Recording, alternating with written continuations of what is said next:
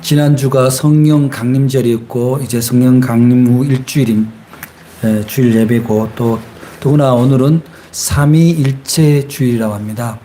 우리가 믿는 기독교 신앙은 삼위일체 하나님을 믿는데, 성부 하나님은 모든 것을 창조하시고 섭리하고 운영하시는, 모든 만물과 시간과 생명의 주인이신 분을 고백하고 그분의 섭리를 따라 살아가는 우리의 고백이 따르는 믿음을 얘기하고, 그러나 그렇게 살지 못하는 우리를 위해서 하나님이 친히 사람의 몸을 입고 독생자를 내보낸 그 사건이 바로 예수가 이 땅에 온 사건입니다.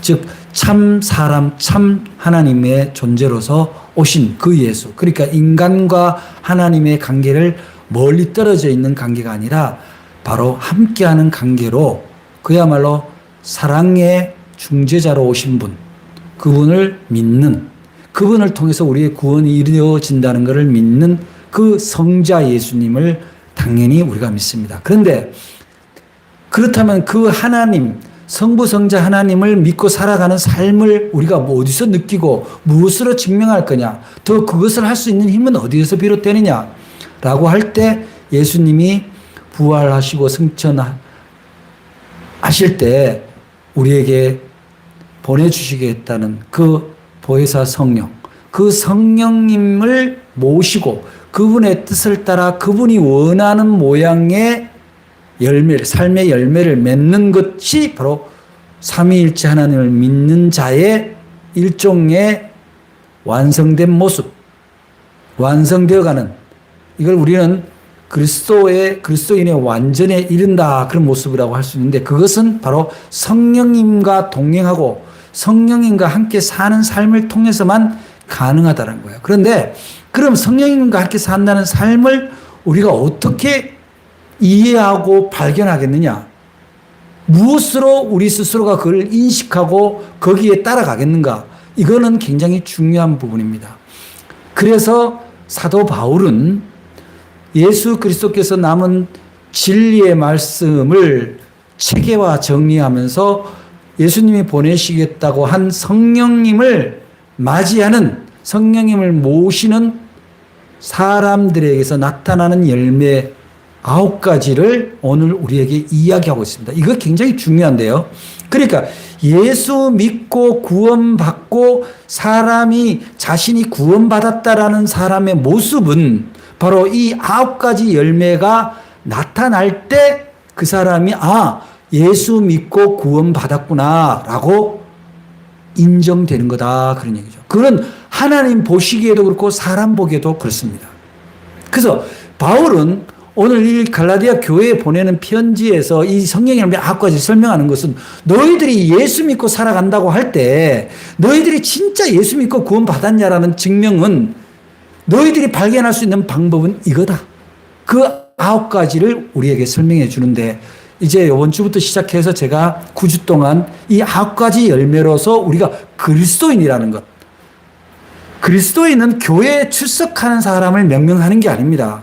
그리스도인은 오히려 교회 밖에서 증명되는 거예요. 자기네들끼리 모여서 제가 순천인가인데, 순천인가끼리 모여서 나 순천인가인데, 나 순천인가인데 하는 게 무슨 의미가 있냐고요. 나가서 자기가 성실한 사람으로서, 정말 가치 바른 사람으로서 살아갈 때 그 집안이 빛나는 거잖아요.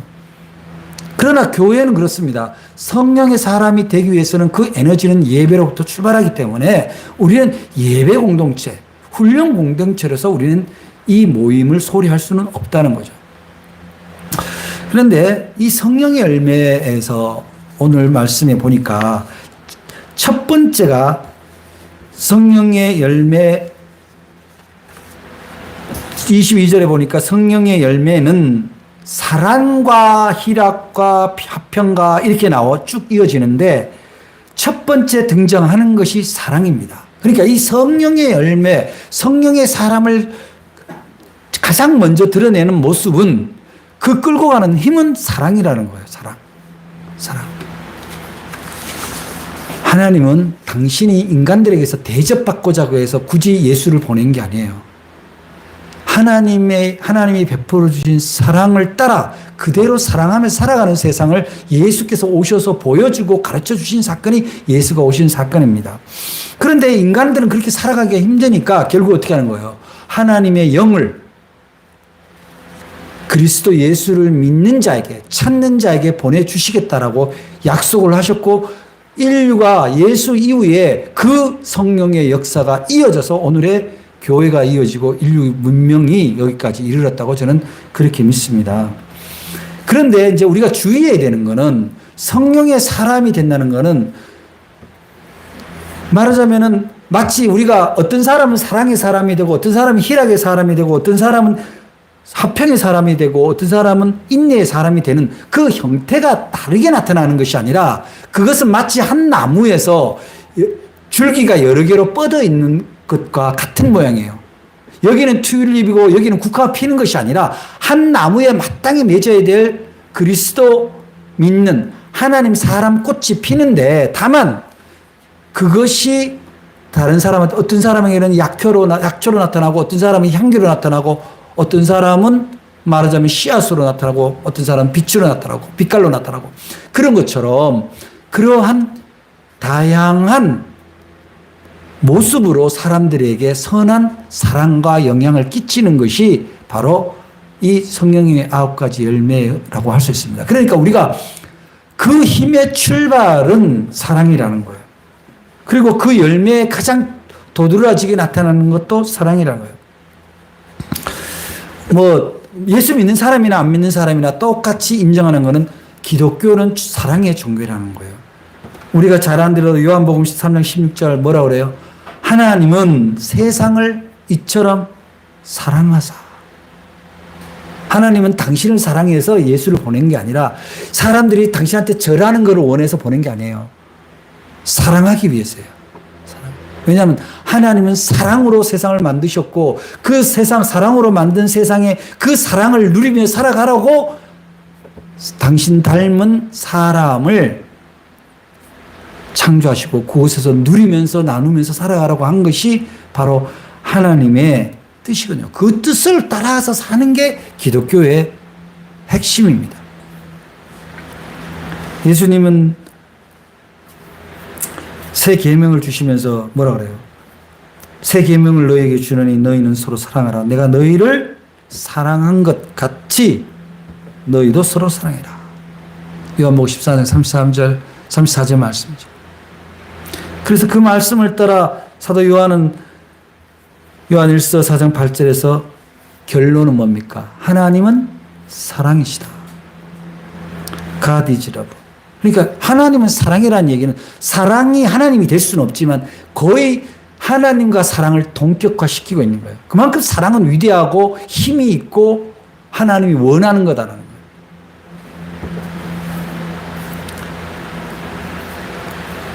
거예요.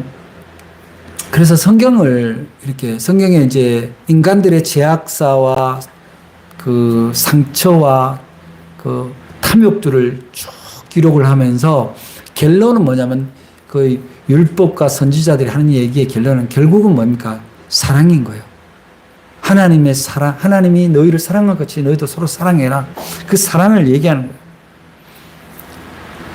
사도 바울이 기독교 종교를 종교화하는데 1등 공신인데 그것이 뭐 때로는 다르게 해석될 수도 있지만 제일 중요한 거는 그가 기독교라는 종교를 사람이 느낄 수 있도록 체계화시켜줬다라는 거예요. 나눌 수 있도록 체계화시켜줬다는 거예요. 소수 종교에서 그야말로 대중 종교로서 발전할 수 있도록. 근데 그 핵심이 뭐냐면 믿음, 소망, 사랑 중에 그 중에 제일은 사랑이라는 거예요. 그 철저한 교리의 중심에 사랑을 두었다는 겁니다. 그 왜 그렇습니까? 사람이 살아가는데 돈이 제일은 아닌 거는 돈 많은 사람들의 불행을 보면 너무나 잘 알 수 있잖아요. 재벌가들이 보면은 늘 뉴스에 오르내리는 것들이 돈 때문에 일어나는 갈등. 자기의 입신양명을 위해서 또 자녀들의 입신양명을 위해서 온갖 편법과 술수를 써서 사람들의 지탄을 받고 그리고 자리가 높아지고 많이 배우고 돈을 많이 번다는 것이 결코 의미가 없다는 걸 우리가 알면서도 우리 자신도 돈을 쫓고 명예를 쫓는다 이 말이에요. 그래서 그거 아니라는 거예요. 거기에 브레이크를 거는 거예요. 그게 바로 우리가 깨닫고 행해야 될 사랑의 모습인데, 사람들은 뭐 우리가 잘 아는 사랑이 뭐 여러 가지 형태 있잖아요. 뭐 엘로스, 필로스, 아가페 뭐 이렇게 있잖아요. 근데 그만큼 사랑이 중요하다는 거예요. 사람을 살아가는데 사랑 없이는 못 사는 거예요. 대중가요 보세요. 대중가의 가사의 대부분 90%가 아마 사랑일 거야. 사랑이라고 딱 명하지는 않지만 대부분이 사랑을 잃어버려서 사랑을 애타게 찾아서 사랑이 내게로 와서 사랑이 어긋나서 다 사랑 노래죠. 드라마는 어떻습니까? 드라마도 마찬가지고 영화도 마찬가지. 그런데 이제 문학이나 영화는 조금 약간 역설적으로 보이죠. 사랑이 깨진 사회를 보여주는 거죠. 사랑이 사라진 인간 사회가 얼마나 악하고 슬프며 탄식을 품어내는가. 그만큼 인간 사회에서는 사랑을 빼놓고는 인간의 존재를 이야기할 수가 없다는 거예요. 그래서 이제 우리가 사랑을 하는데 이제 뭐 우리는 그리스도인들이기 때문에 그리스도에 있는 사랑은 세상의 사람들은요 다소 사랑의 기준이 좀 틀려요. 자기 만족의 사랑의 기준이 있는 거예요. 그러다 보니까 처음에는 뭐 서로 연애하고 좋을 때는 막 단점도 다 좋아 보여요. 막 그것을 자기가 다 커버해 줄 것처럼 느껴지고, 그런데 점점 만나고 교제가 깊어지고 또 결혼하면은 이제 장점보다는 단점이 보이죠. 왜냐하면 자기 중심으로 살아가니까 그렇거든요. 그런데 기독교가 가리키는 사랑은 좀 달라요. 기독교 사랑의 독특성이라는 것은 뭐겠어요? 요한일서 4장 10절과 11절에 보니까 이렇게 나와요. 사랑은 여기 있으니 우리가 하나님을 사랑한 것이 아니요 오직 하나님이 우리를 사랑하사 우리 죄를 위하여 화목제로 그 아들을 보내셨음이니라. 사랑하는 자들아, 하나님이 이같이 우리를 사랑하였은즉 우리도 서로 사랑하는 것이 마땅하다. 그래서 우리 전에 옛날에 건전 가요 중에 사랑은 받는 것이 아니라면서 뭐 그런 노래가 있었잖아요. 그러니까 하나님의 사랑을 아는 사람들은 사랑을 할 때 조건이 줄어들죠.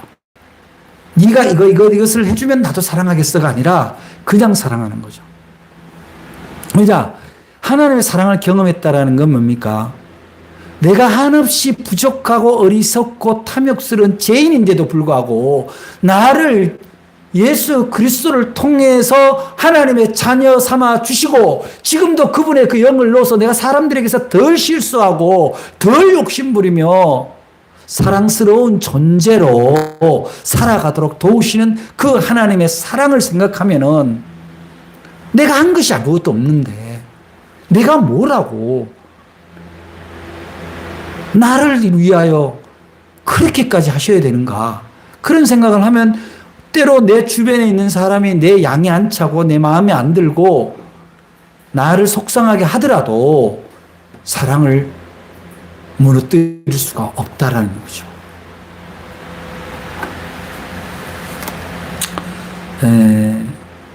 우리가 부모님 사랑과 하나님 사랑을 생각하면 닮은 꼴이 있는데요.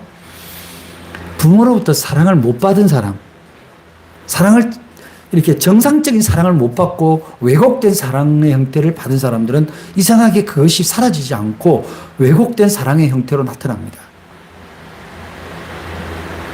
반사작용이 반드시 일어나요. 근데 부모가 사랑을 자연스럽고 온전한 사랑을 자녀에게 내어준다면은 뭐 세상 속에서 출세하고 잘되고 의 문제보다는 적어도 사랑을 곡해하거나 사랑을 비틀지는 않고 살아간다. 가장 불행한 사람은 어떤 사람이에요? 사랑이 가는데 사랑을 비트는 거예요. 사랑이 가는데 사랑이 튕겨나오는 경우예요. 사랑을 사랑으로 받아들이지 못하는 상태예요. 그냥 사랑받지 못하고.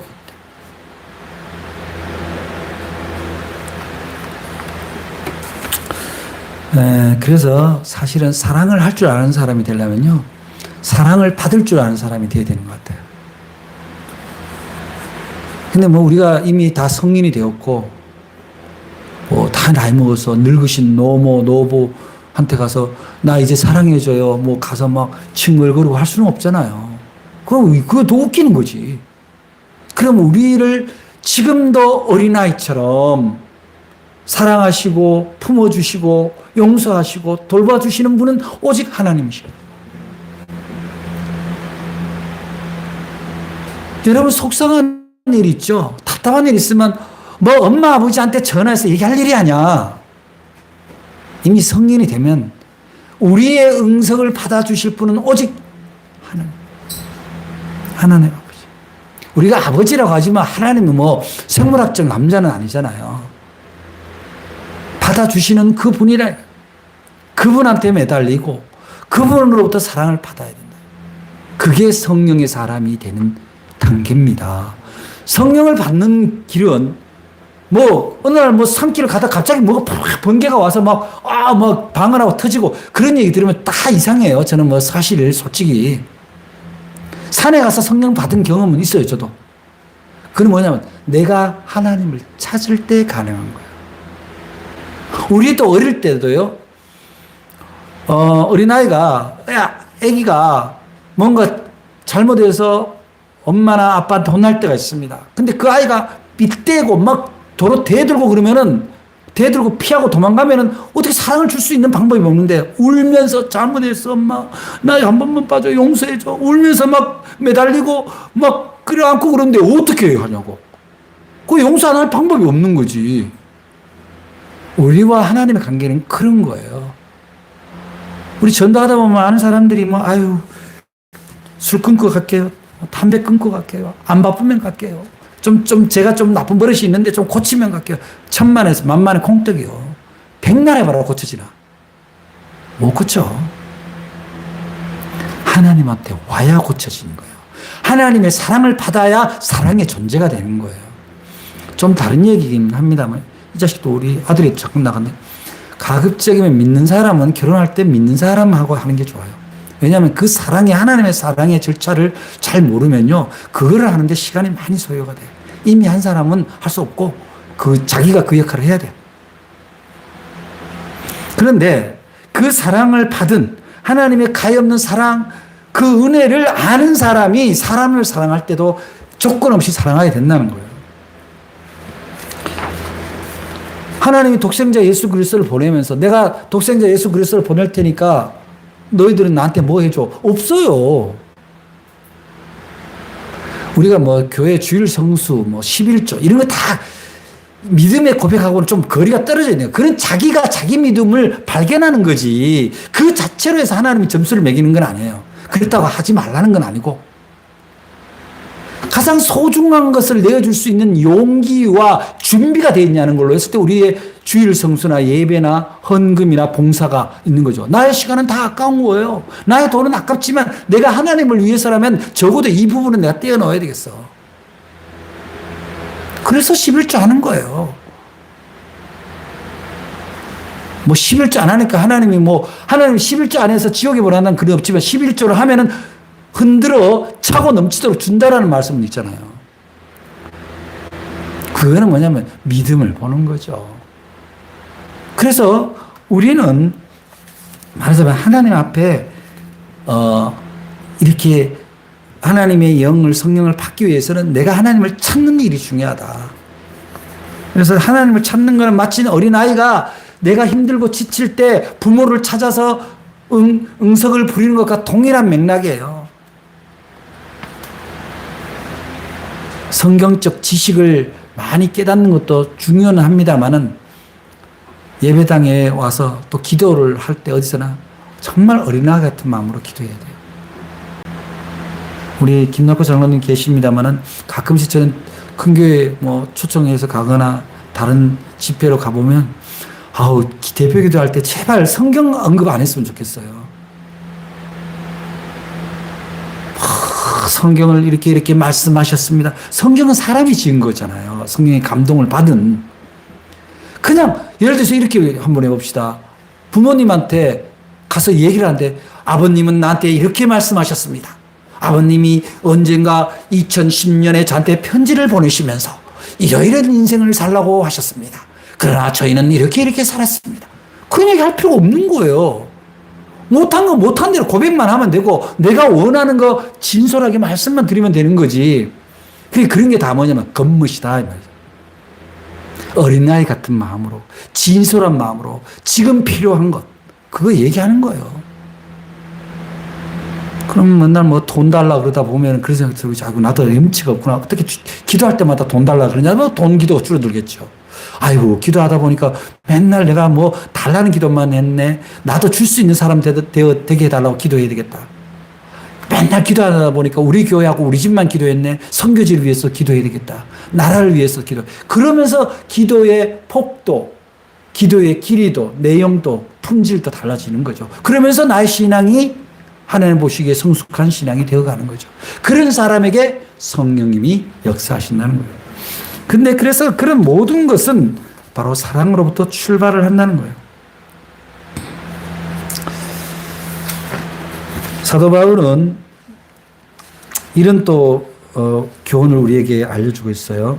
에베소서 3장 17절부터 19절에 너희가 사랑 가운데서 뿌리가 박히고 터가 굳어져서 능히 모든 성도와 함께 지식에 넘치는 그리스도의 사랑을 알아. 그 넓이와 깊이와 높이와 길이를 어떠함을 깨달아 하나님의 모든 충만하신 것으로 너희에게 충만하시기를 구하노라. 그러니까 사랑의 넓이는 하나님을 아는 지식과 관련이 있다. 근데 하나님을 아는 사람은 하나님을 모르는데 어떻게 사랑을 안다고 하겠냐고요. 아까도 얘기했지만 하나님 모르는 사랑은 그냥 자기가 하고 싶은 사랑을 하는 거예요. 자기의 방법대로 하는 거예요. 그러다 보니까 사랑은 상대적이잖아요. 나는 내 방식대로 사랑하고 상대는 상대 방식대로 하면 서로 초점을 못 찾는 거죠. 뭐 옛날 우화 있잖아요. 뭐 두루미하고 여운가 서로 음식 초청을 했는데 각기 다른 거를 갖다 놓고 그래서 우리는 하나님에게 먼저 사랑을 받는 것이 성령을 받는 출발이다. 그래서 내가 먼저 은혜를 알아야 깨달아져야 사랑을 나누는 게 가능합니다. 특히 주는 사랑, 받는 사람보다 주는 사랑에 잘 훈련되어야 됩니다. 부부 사이도 그런 것 같아요. 자기 배우자의 얼굴은 자기가 만드는 거예요. 배우자 표정은 자기가 만드는 거예요. 근데 이런 거를 얘기를 하면은 꼭 이런 사람이 있어요. 오늘 목사님이 그러시는데 배우자의 표정은 배우자가 만든대. 당신이 그렇게 하니까 내 얼굴이 이렇게 되잖아. 이렇게 얘기를 하면 안 돼요. 따지라고 가르쳐 주는 말씀이 아니라 자기를 들여다보는 거예요. 유대 교인들이 예수님한테 책망 받는 게 왜 그래요? 율법을 남한테는 들이대는데 자기한테는 안 들이대거든. 율법은 거울이잖아요. 자기를 들여다보는 거지. 오늘 여러분들 가족의 표정은 자기가 만든다는 마음으로 사랑의 표정을 만들어서 돌아가시기 바랍니다. 그런데 우리 부모님이 특히 이제 저희 어머니도 보면은 제가 청년 시기에 잠깐 교회를 쉬었어요. 그 당시 제가 82년에 고등학교를 졸업을 했는데 나라가 혼돈에 빠졌는데 교회는 교회밖에 모르고 그리고 무기력하고 사람들은 죽어가고 그런 시절에 제가 교회를 안 나가고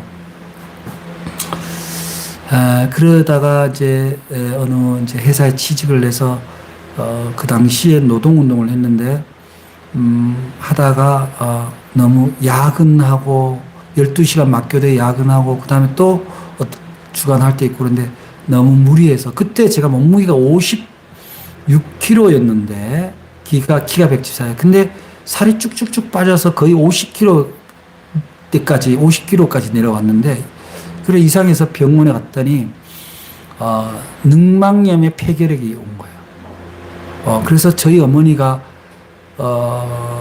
그때 이미 이른이 다 돼 가시는 나이임에도 불구하고 올라오셔서 이제 저를 간호하시는데 어머니가 그렇게 우시면서 내가 너를 건강하게 못 돌봤구나. 엄마가 무슨 죄가 있어요. 그러면서 어머니가 고향에서 개소주를 하고 개고기를 가지고 와서 약처럼 끓여 먹는데 철이 없으니까 그거 먹으면 뭐하냐고. 그리고 또 사람들하고 모여서 의논하다 보면 뭐 술도 한잔 먹고 오고 막 그렇게 했는데 그 어머니가 편지를 써놨더라고. 어느 날 늦게 집에를 들어갔더니 유단아 네가 이 시간이 되어도 들어오지 않고 이러면 네 몸이 어떻게 되니? 제발 좀 일찍 들어오너라. 오직 말을 안 들으면 어머니가 이렇게 제 메모장이 있었거든요. 책상에 거기에 편지를 써놨더라고요. 그래서 내가 참 그런 어떤 어머니의 사랑, 그 가히 없는 사랑이 이제 사실 가난한 집의 청년이 잘못하면 삐뚤어질 수도 있고 세상에 대해서 저항을 할 때 잘못된 방법이 동원될 수도 있는데 바르게 살아가라는 힘이 되었던 것 같아요. 그래서 우리가 사랑한다라는 것은 결국 우리가 오늘날은 다 세상이 뭐랄까 자꾸 이 자본주의 시장 경제라는 것이 사람들 속에 너무 많이 흡수되어서 이 사람 관계도 자꾸 자기 중심의 가격을 매기고 가치를 매기잖아요. 내가 이 사람 도와주면 이 사람이 나한테 얼마나 뭐가 돌아올 건가. 세상에 가장 하지 말아야 될 과 공허한 말이 뭐냐면 자식들한테 내가 너를 키우는데 얼마나 돈을 썼는지 알아? 내가 너 키우는데 어떻게 했는지 알아? 그런 말이에요. 답답하니까 그런 생각은 들 수는 있지만 그게 얼마나 그럼 어떡하냐고 그러면. 그럼 뭐 그때 돈 아까워서 애들을 학교를 안 보낼 거야. 돈 아까워서 병원을 안 데려갈 거야. 어떻게 할 거야?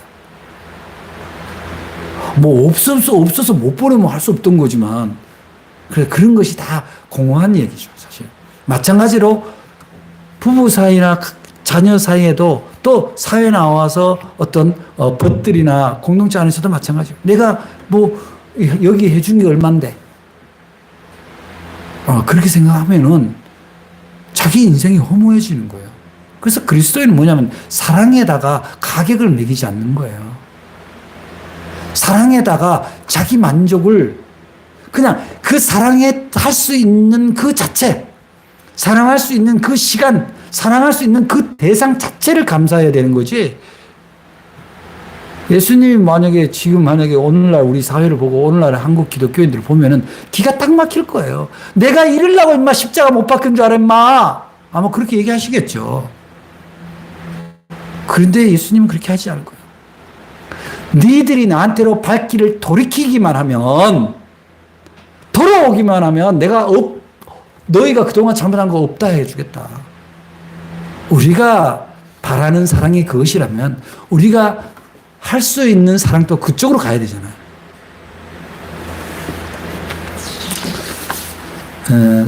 세상 사는데요, 가치가 저 사람이 나한테 뭘 얼마나 해줄 수 있는가가 가치가 아니에요. 우리가 진짜 가치는 내가 저 사람하고 사랑을 나눌 수 있는 분량이 어느 만큼이냐가 진짜 가치인 거죠. 되게 집안의 가장들 요즘이 가장이 여자일 수도 있고 남자일 수도 있습니다만 가장이 다 바쁩니다. 바쁘다 보면은 일이 자기를 지배하고 그러니까 가족들과 보내는 시간이 제한적이 되죠. 그러다 보니까 아이들이 아버지 얼굴을 까먹는다까지는 아니어도 어색하고 같이 있는 게 어색하고 이런 지경이 되면은 참 어려운 거죠. 거꾸로 된 거예요. 사랑이 어디서부터 맺어져야 되냐면은 가족부터예요. 성령의 사람은요, 가정에서 사랑이 꽃피는 사람이에요. 바깥에 가면 더없이 좋은 사람이야. 뭐 교양 있고 씀씀이 좋고 뭐 멋있고 집에 오면 성질 내고 말 한마디 안 하고 그거는 잘못된 사람. 그렇다고 집에 가서는 잘하는데 바깥에 가서 성질 내라는 게 아니라 똑같아야 된다. 똑같아야 된다. 그건 어떤 의미냐면은 가족 중에 누가 하나가 집에 들어오는 걸 불편해한다 그러면은 그 중에 누군가가 지금 사랑에 실패하고 있다는 거예요. 그는 주는 사람의 책임이에요. 성령의 사람은요, 어떻게 증명됩니까? 사랑을 행하는 사람이 성령을 증명하는 거예요. 예수 믿는 사람의 증명은 사랑으로 증명되는 거지, 성경을 줄줄 외운다고 성경을 왜곡해서 많이 아는 사람이 그러면 대빵되는 거예요. 그러니까 신천지가 뜨는 거예요. 이상하게 해석해도 막 아는 척하고 막 들이대면은 잘 모르면 뭐 그냥 쏟고 넘어가는 거죠. 사기치는 사람의 특징이 뭐예요? 경제 지식을 너무 잘하는 거야. 법률 지식을 너무 잘하는 거야. 근데 잘하는데 그게 가짜인 거지. 왜 쏘가요? 자기가 모르니까 쏘가. 근데 왜 사기를 왜 당합니까? 자기 욕심이 다른데 은행에 돈 넣으면 기껏해야 1년에 2% 준대. 이 사람이 한 달에 2% 준대. 심지어 한 달에 5% 준대. 그거 사기지. 아니, 대한민국 공법과 공공이 정한 이율이 있는데 거기에 오버해서 준다라는 얘기 자체가 이상하잖아요. 그 이상한 거는 반드시 이상한 거거든. 그런데 우리의 욕심이 앞서서 다단계니 무슨 투자니 투기니 했다가 다 들러먹는 거죠. 바깥에 나가서 인정받는 사람 뭐 필요는 합니다만은 내가 바깥에 가서 인정받는 만큼 내 가족에게도 인정받는 거는 잘 봐야 돼요. 바깥에서 인정받는 거는 거의 사상 누각이에요. 그 사람들이 자기한테 필요 없으면 그 받았던 사랑도 다 사라집니다. 우리 교회가 아이들을 돌보는 사역을 합니다만은 참 열심히 돌보죠. 이 영상을 볼 분이 없기 때문에 얘기합니다만 그 아이들 부모 중에 교회 한 명도 안 나와요. 만약에 교회에 나오면 돌보겠다 그런 단서를 달면 되겠어요? 예수님이 오병이어 기적을 할 때 나를 따라오면 밥 주겠다 그러지 않잖아요. 그냥 사랑은 주는 거예요. 남한테도 그런데 자기 가족한테 무슨 조건이 있겠냐고요. 남한테도 그런데 교회 공동체에서 무슨 조건이 있겠어요. 그런데 힘들어요. 하나님이 우리한테 차라리 그래 사랑의 마음만 주면 좋은데 자유를 줬거든. 이성을 줬거든. 자기 판단을 하도록 자유를 줬기 때문에 그래야 우리는 로봇가 아니잖아. 근데 그 자기 자유의지가 이상하게 하나님을 제껴놓고 생각한단 말이야. 그래서 성령의 사람은 어떤 사람이에요? 하나님한테 뿌리를 둔 사람이에요. 내가 사랑하는 것도 오직 하나님이 말씀하시는 사랑에, 성경이 얘기하는 사랑에, 예수님이 보여주신 사랑에 근거한 사랑인 거지. 내가 원하는 방식의 사랑이 아니다. 내가 아는 지식의 사랑이 아니다.